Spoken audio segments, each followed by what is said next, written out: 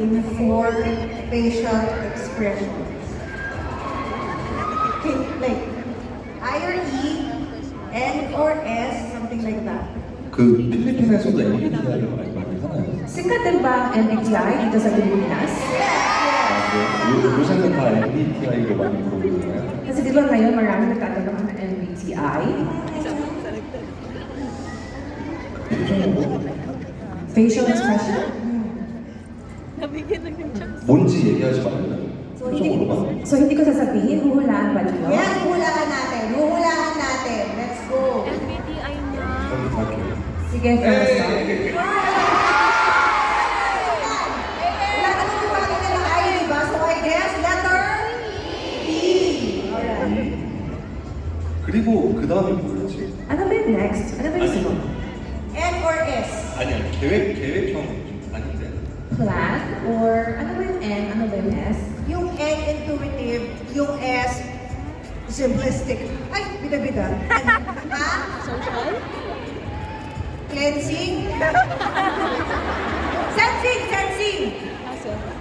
Sensing. 아 잠깐만. Sense, sense. Tama ba yun? Nakarang 아니 이거는 제가 모르겠어요. 저 N이거든요. N. 네, N이 뭐예요? Hindi ko kasi alam how to express. Intuitive. Tama ba intuitive? N이요? Yes, Ate naman kung intuitive Ah, ka din. Masyado ah. naman masunod. Kaya na nga, alam ko yun siya. 지금까지. Oo, I'm N. I'm intuitive How is talaga. the N? How is the N?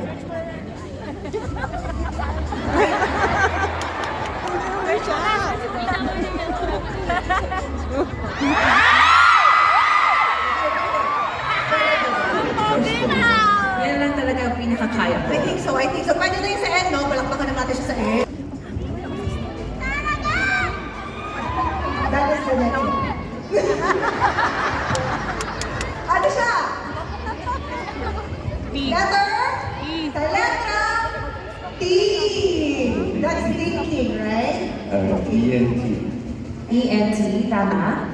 And the last letter is?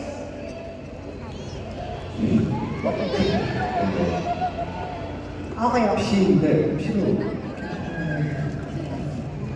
P, ako, pero paano ko kaya ito ipakita? 그거 뭐예요?